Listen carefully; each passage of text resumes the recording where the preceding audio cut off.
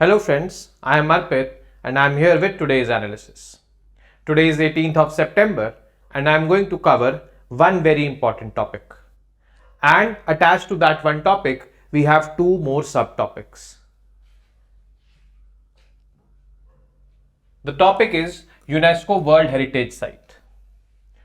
UNESCO, which is a specialized agency under United Nations, designates places all across the world, places which comes with cultural significance as well as natural significance.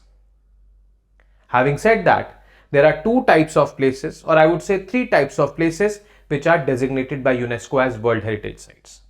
Cultural World Heritage Sites which have cultural significance, and second is natural World Heritage Sites which have natural significance, and the third is mixed, cultural plus natural.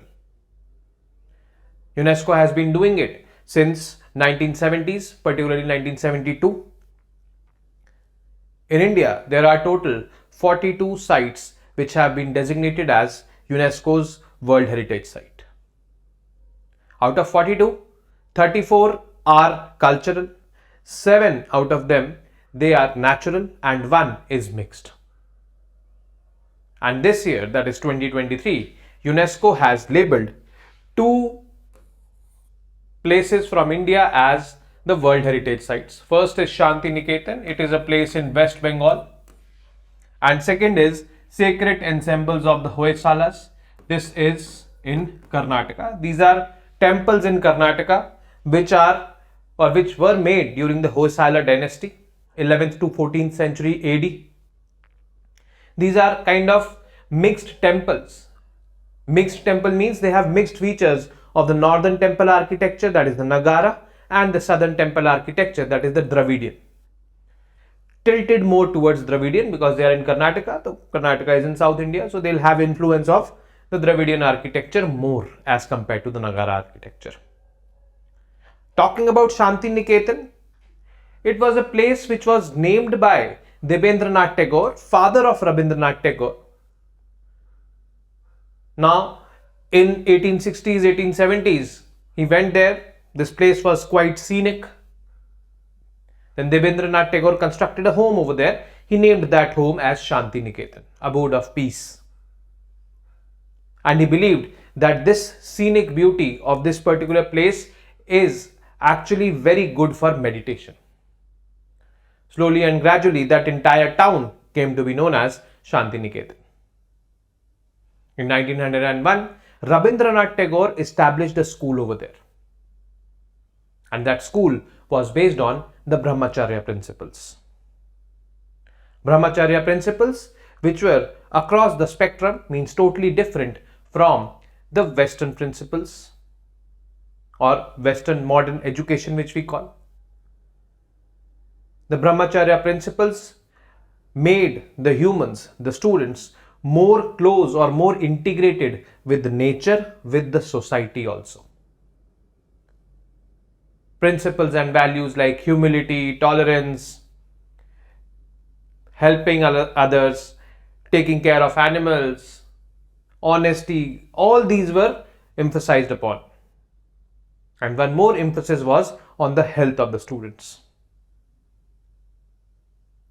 So that was the kind of learning which was taught in that school established by Rabindranath Tagore. So let's begin with the first topic, that is UNESCO World Heritage Sites. UNESCO World Heritage Sites are those places which have some cultural significance or a natural significance attached with them. Sites having cultural significance are termed as World Heritage Sites, or I would say cultural sites. Sites attached or having attached natural significance with them, they are termed as natural heritage sites. And there are some sites which are unique, which are designated as mixed, having some elements of culture, some elements of nature. In India, we find all three kinds of sites. India has total 42 UNESCO World Heritage Sites. 34 of them are cultural, 7 of them natural, and 1 mixed. For this exam, that is UPSC Civil Services exam, we should know the names of those 42 sites. India has the sixth highest number of UNESCO World Heritage Sites in the world. Highest is Italy, followed by China. These sites, after being designated, it becomes important for the government of the country to preserve and protect those sites. If preserved and protected, these sites have enormous heritage and cultural value attached with them. These sites have enormous potential of tourism attached with them. So, this is the significance of World Heritage Sites. The UNESCO terms these sites under its World Heritage Program. And the UNESCO Heritage Committee, World Heritage Committee, actually administers this program. They have their own criteria set of terming various, I would say, places as UNESCO World Heritage Sites. So let's begin and see what it is. UNESCO, a heritage site is a place that is listed by UNESCO for its special cultural or physical significance. A place with cultural significance will be termed as cultural heritage site. A place with physical significance will be termed as natural heritage site. A place with both will be termed as mixed. UNESCO does it under the World Heritage Program, which is administered by UNESCO World Heritage Committee. The aim is to encourage identification, protection and preservation of cultural and natural heritage by the governments. This is embodied in an international treaty called Convention on Conserving the Protection of the World Cultural and Natural Heritage, adopted by UNESCO in 1972. About UNESCO, UNESCO is a specialized agency of United Nations. To understand this better, we need to understand the framework of United Nations. United Nations organizations formed in the year 1945 has three levels of organizations. The first is principal organs, which are, I would say, the main bodies of United Nations. United Nations has 5 principal organs. United Nations General Assembly, the first. United Nations Security Council, the second. International Court of Justice, the third. Secretariat, the fourth, and ECOSOC, that is Economic and Social Council, the fifth. Then UN has 15 or 14 or 15 specialized agencies. Specialized agencies like UNESCO, UNICEF, WHO, World Bank, IMF. These specialized agencies are specialized in their respective domains. UNESCO, preservation of culture, education. UNICEF, welfare of the children. WHO, healthcare. World Bank, IMF, financial institutions. They have their own specialized domain, and that is why they are called as specialized agencies. They are working under this parent organs or principal organs. So UNESCO's parent organization is ECOSOC. It reports to the ECOSOC. Then the third level of, I would say, bodies are called as related organizations.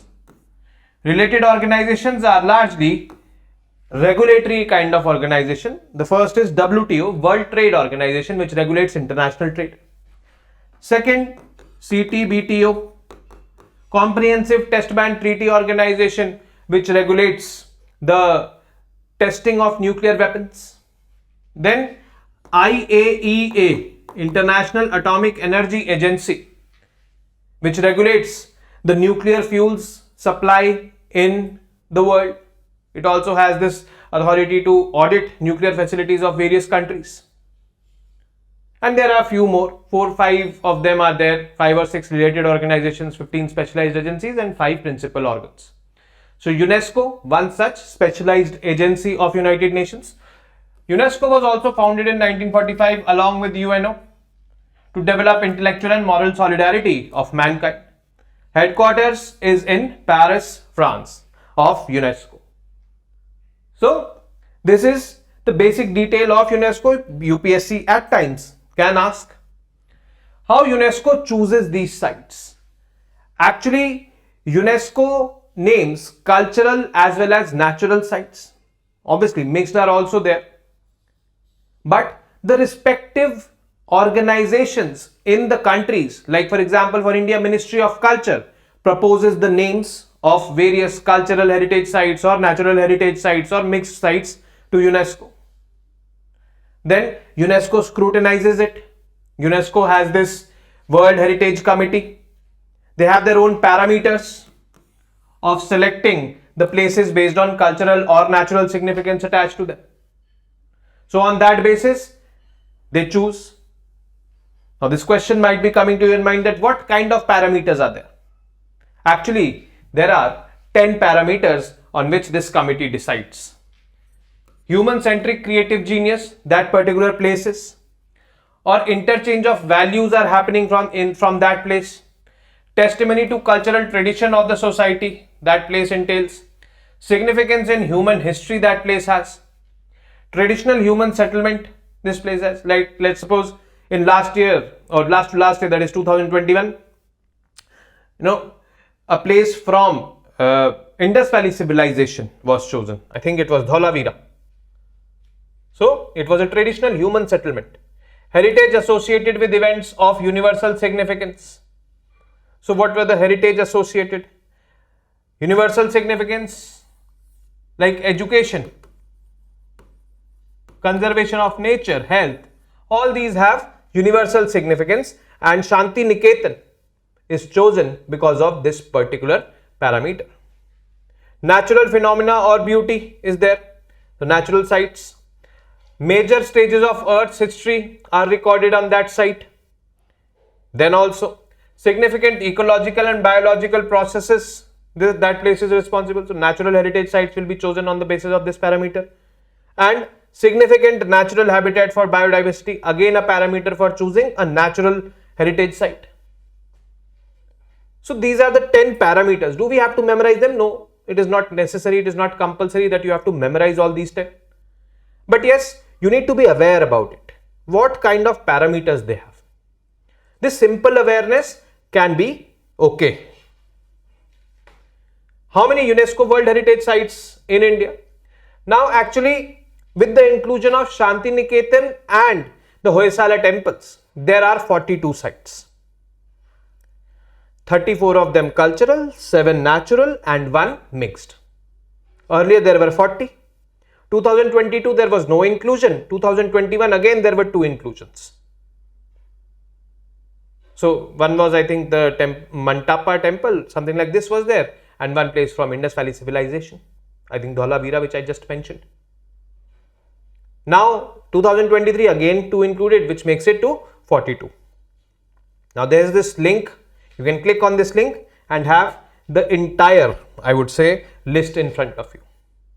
Which was the first site to be named under this UNESCO World Heritage Program or World Heritage Site? It was the Taj Mahal. It was Ajanta and Ellora Caves. 1983 was the year. So all this kind of information you will find on this link. Then which country has the highest number of sites? I have already mentioned about this, but yes, Italy, followed by China, Germany, France, Spain, and then India. Now if you see a trend over here, majority of the countries are from Europe.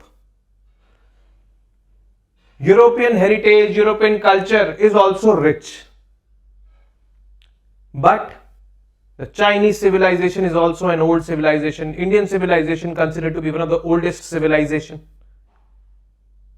But again, due to the dominance of West in multilateral organizations, less number of sites are there. China at the 2nd, India at 6th. And I can easily say that India will be having rich heritage and culture than all of these. But still India is here. And see the dominance of Europe over here.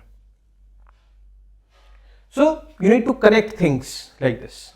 We've been talking about reforms in multilateral organizations a lot. Here is an example of dominance. So this is there. Now in this image you will see the list of all the World Heritage Sites in India. Cultural, natural, mixed. But there's a catch that there are only 40. Means this list is having only 40 sites. The two latest inclusions are not there, which I will be doing for you. The first is Shanti Niketan, which is here in West Bengal.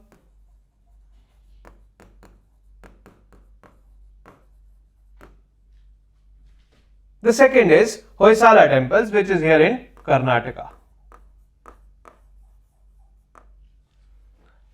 So 34 cultural. Now I'll talk about the 7 natural. I'm not going to take the names of all the cultural, you can read it. But all the natural I can take. In Rajasthan, we have Keoladev National Park. Then in Maharashtra, Western Ghats. Western Ghats also transcend to Karnataka, Kerala and bit of Tamil Nadu. The second is Western Ghats.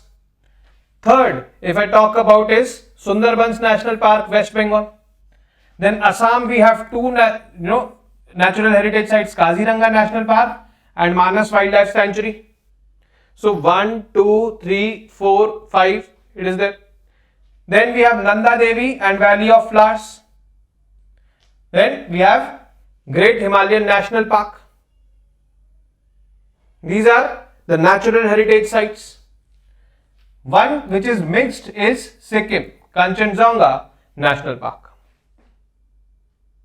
is the mixed heritage site. So keep this map handy with you. Do you have to memorize the names? I don't say that by heart you have to memorize, but you have to know them in such a way, by seeing the options you can come to the answer. You can reach the solution. In this way you have to memorize. You can recall. This was there, this was not there. No need to go by heart. By heart will unnecessarily consume a lot of time. And this is the right methodology to adopt or approach these kind of, I would say, data or factual data. Shanti Niketan as a UNESCO World Heritage Site. Shanti Niketan is a town in West Bengal. But when I talk about the history of this town, the name of the town was given to it from the name of a house in that town. That house was built by Debendranath Tagore in the 1860s, 1870s. Now he visited that scenic place in West Bengal, and when Debendranath Tagore went there, he was amused by the beauty of that place. He constructed a house over there and believed and also propagated that this place is a perfect place for doing meditation. So he frequently visited that house, did meditation, stayed there in the nature. It was kind of a holiday home for him. In 1901, Rabindranath Tagore built a school over there. That school had only 5 students and equal number of teachers, that is 5 teachers. Rabindranath Tagore being one of the teachers, Rabindranath Tagore's eldest son being one of the students. That school actually was based on the Brahmacharya principles. The Brahmacharya principles belong to the Brahmacharya ashram. That was that part of the life, first 25 years of an individual's life, where the individual is a student. The individual used to go to the gurus, learn traditional knowledge, learn spiritual knowledge, learned natural knowledge, and learnt various principles and virtues of life like humanity, tolerance, helping others, care, all these kind of kindness. The student in Brahmacharya principles became integrated with the society to understand its problems and eradicate them. It was very different from the Western learnings or the modern education. Modern education saw society from outside, but in this Brahmacharya principles, they made the students become part of the society. They made students go through practical learning. Like for example, they made students go in the jungles and take the cattle along with them. Now, in this way, the students developed an affinity towards the animals. They learned how to take care of them. Life skills were also taught, and tolerance and love towards other creatures were also taught to them. One more important aspect of this particular Brahmacharya philosophy is that there was immense focus on the health of individuals. Traditional practices like yoga, meditation, they were deeply intrinsic, and they were, part of this kind of learning, which was not part of the Western education. Rabindranath Tagore, who established this school, actually belonged to a well-off family, a Bengali family. During his life, his education in the formative years was through private tutors and all, but for his graduation, he went to London. He dropped out from college after hardly 1 year and came back, as he was not liking the Western educational model. He then established this school in 1901 based on the Brahmacharya principles. By 1907, there were around 70 or 700 such schools, not 70 but 700 such schools across the country. This was his achievement. Even many Britishers or Westerners, they came and they were in awe of this education model which Rabindranath Tagore followed over there.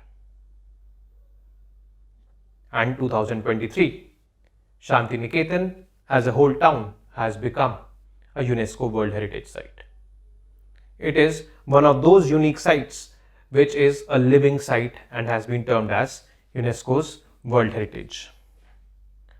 So, recently Shantiniketan, a town located in the Birbhum district of West Bengal, was included in the UNESCO's World Heritage list. 41st UNESCO's World Heritage Site it is in India. Plan to include Shantiniketan was ongoing since 2010. About Shantiniketan, historical significance: in 1862, Rabindranath Tagore's father, Debendranath Tagore, spotted this scenic landscape, decided to establish an ashram, building a house called Shantiniketan. Shantiniketan, when translated to English, means abode of peace. The area, originally called Bhubandanga, was renamed Shantiniketan, and this Shantiniketan was named on the basis of that particular house or ashram which was established by Debendranath Tagore. So, meaning this is that Shantiniketan, that ashram which was there in this town called as Bhubandanga, this town was renamed as Shantiniketan on the name of that particular ashram over there. And this was renamed by Debendranath Tagore due to its conducive environment for meditation. Cultural significance of this particular place: in 1901, Rabindranath Tagore established a school on the Brahmacharya ashram model. This school later evolved into Vishwa Bharati University. So presently it is Vishwa Bharati University. Ministry of Culture, as we all know, proposes names from India, had proposed it since 2010. Why it had proposed it? It emphasized on its importance in human values which it teaches. Architecture, arts, town planning and landscape design. These are the disciplines which are presently taught in the Vishwa Bharati University. Obviously, the philosophy followed for teaching all these disciplines is based on, again, the Brahmacharya philosophy. So, the Archaeological Survey of India has been involved in restoration of this particular college as well as many architects in that town of Shantiniketan. So, this is actually the cultural significance, hence it has been termed as a cultural UNESCO World Heritage Site in India. Hoysala temples are the 42nd UNESCO's World Heritage Site. Obviously, they are cultural World Heritage Sites. Hoysala temples, which were built by the Hoysala dynasty, which existed in the Deccan region of India from 11th to 14th century AD. These temples are unique because they are a mix of the northern temple architecture, which is known as Nagara, and the southern temple architecture, which is known as the Dravidian. The tilt is more towards Dravidian form of architecture because of its geographical location, that is in Karnataka. These temples worship various deities like the Shiva, Vishnu, Jains, and goddess Lakshmi also. There are various Hoysala temples in that region, Karnataka region, but out of them only 3 have been named. These 3 are in Belur, Halabidu and Somanathpura. So let's get started with this. They have been inscribed as sacred ensembles of Hoysalas in the UNESCO site. It is India's 42nd UNESCO heritage site. 41st was this Shanti Niketan. These temples are also protected by Archaeological Survey of India, just like the Shanti Niketan is protected by Archaeological Survey of India. Now this is the architect, or basically how these temples look like. Now you closely see in this image, they are on an elevated platform, and this elevated platform has this star-like formations. This is a unique feature of this particular temples. On an elevated platform, star-like shape that platform is. Architectural styles of Hoysala temples. Hoysala temple architecture. The building style in Hindu temple architecture is developed under the rule of Hoysala Empire, 11th to 14th centuries, as I told you.